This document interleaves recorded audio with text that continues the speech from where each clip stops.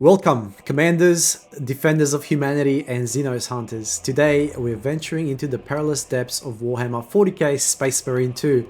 We'll be dissecting each enemy you'll face in battle, from Ravenous Xenos to corrupted Astartes. We'll cover their tactics, strengths, and how you can defeat them. Prepare for the ultimate enemy guide. First up, we have the Termagants. Termagants form the basic infantry of a Tyranid swarm. They're often seen in large numbers, and their main strength lies in their ability to overwhelm opponents through said numbers. Equipped with flesh borer guns, they can deal damage from a distance, though individually their attacks are weak.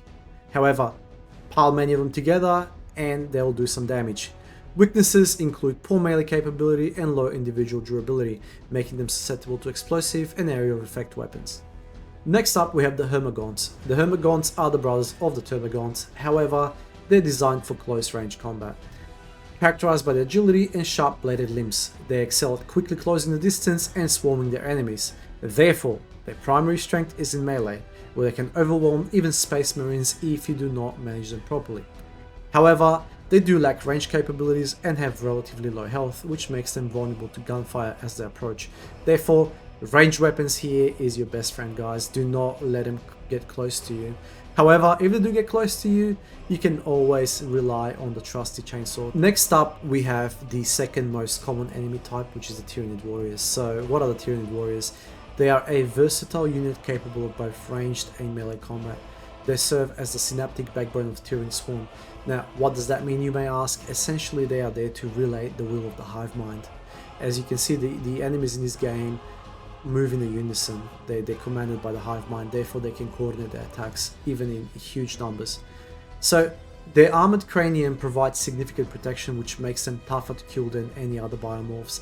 However, focusing on fire on the head and also some quick parry with your chainsword should make easy work of them, as they are somewhat smaller than other Tyranids and their attacks are very predictable, which makes them easier targets. Next up, we have the Spore Mines. So what are the Spore Mines, you may ask? Spore Mines are floating explosive organisms, usually highlighted in green, and they will drift towards the targets before detonating.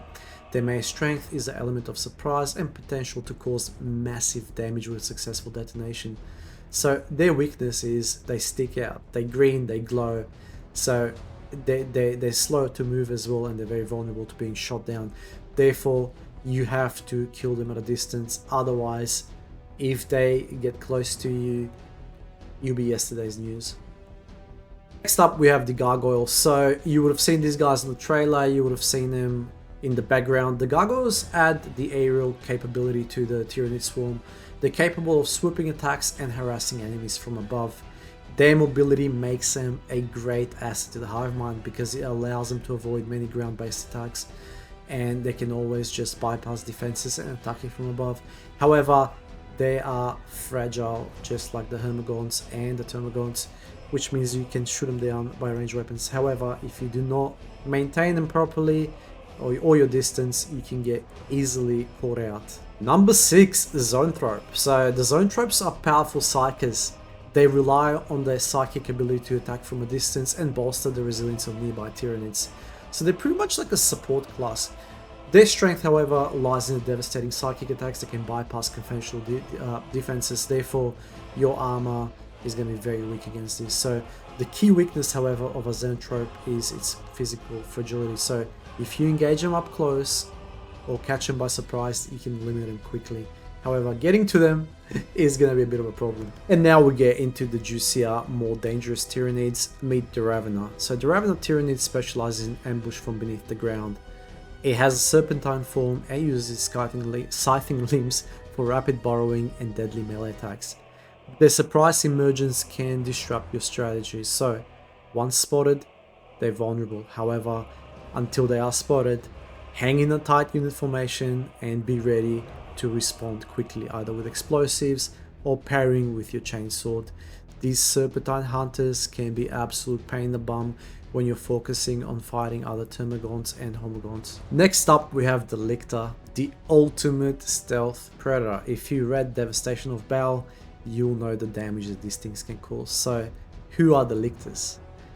Lictors use their camouflage to ambush unsuspecting targets. They excel in assassination and disruption, and they're capable of significant damage if they close the distance undetected. However, their weakness lies in their reliance on stealth. Once revealed, they have relatively low durability. In other words, they're glass cannons, but they are cannons nonetheless, so keep an eye out for them. Next up, we have to the second largest Tyranid confirmed, and that's the Carnifex. Carnifexes come in many variations, however, they are distinguished by their living tank appearance. They are capable of absorbing and dealing large amounts of damage. They're particularly effective at breaching fortifications and engaging heavy units. Their main weakness is their size and relatively slow speed, so you have plenty of time to get out of the way, and this also makes them prone to attacks from like mobile units. So if you're fast enough to get around them, there are vulnerable spots you can hit either with heavy weapons or melee weapons, but if you do fail to dodge, you're in for a world of hurt. And last but definitely not least, we have the biggest, baddest Tyranid of them all, the Hive Tyrant. So who are the Hive Tyrants? They are the commanders of the Tyranid swarm. Now, unlike other Tyranids, they maintain their sentience, which makes them incredibly tough and deadly in combat. They wield massive swords, they're physically powerful, they're agile, they move a lot quicker than they look. Unlike the Carnifexes, these guys will be on you, and they can wield a variety of weapons, but most notable, the swords they wield. So what are their weaknesses? Their weaknesses is pretty much non-existent, so you gotta wait for them to miss their opening, so when they swing, try and dodge and move in to get some damage on them. They're tough enemies, tough cookies to crack, but they're definitely doable. You just gotta get your timing straight. Now that we've completed our known Tyranid list, let's move on to the Space Marines, or should I say Chaos Space Marines, 1000 Suns to be more specific. First up, we have the Exalted Sorcerer. So the Exalted Sorcerers of 1000 Suns are formidable psykers. They utilize energies of the warp to cast powerful spells. They combine the physical prowess of a Space Marine with the arcane power of a sorcerer. So they're not a one-trick pony. They will try and surprise you, and they wield very powerful attacks. Now, while they are resilient and versatile, their reliance on psychic power makes them susceptible to anti-psyker tactics and weapons that can disrupt their casting. Next up, we have the Rubric Marines. So who are the Rubric Marines? They are essentially dust-filled armor of fallen 1000 Suns, and they are animated by magic. Now, while they look like Space Marines, they're not exactly Space Marines. They're immune to pain and psychic attacks, which makes them relentless in battle. However, their movements are somewhat robotic and predictable, and they're particularly vulnerable to weapons that can damage their armor, such as melta or plasma weapons, so they're going to be your go-to weapons when you're versing the Rubric Marines. Then we have the Scarab Occult Terminators. As the name suggests, these Scarab Occult Terminators are heavily armored and wield potent weaponry, which makes them difficult to take down. They combine the resilience of the Terminator armor with the psychic might of the 1000 Suns.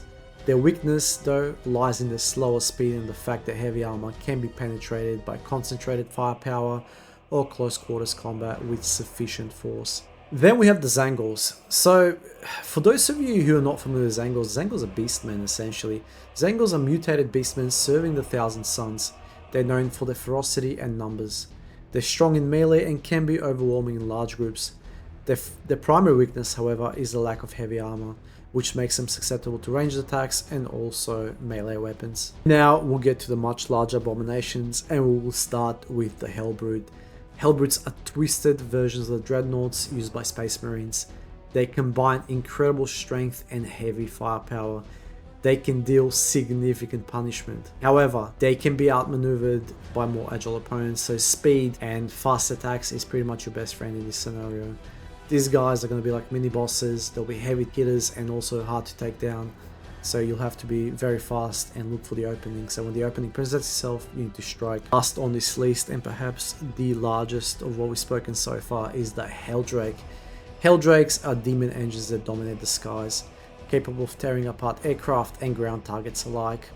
I remember reading about them in the Far Side books. They sound very, very dangerous. Their flight gives them a tactical advantage on many battlefields. However, they are less effective in close range combat engagements against ground targets. Therefore, once again, there will be weakness in the armor that you can exploit if you're fast enough. Now, each of these enemies will bring a unique challenge to Warhammer 40k Space Marine 2, which will require you to adapt their tactics and loadouts to effectively counter them. So you'll be glad to hear that conquering these foes in Warhammer 40k Space Marine 2 will require knowledge, strategy, no small amount of courage. So use what you've learned today to prepare for the battles ahead, and may the Emperor protect you in your quests. Thank you for joining the detailed reconnaissance of our enemies in Space Marine 2. Like, subscribe, and turn on notifications for more in-depth guides and Warhammer 40k content. Until next time, keep your wits sharp and your bolter ready.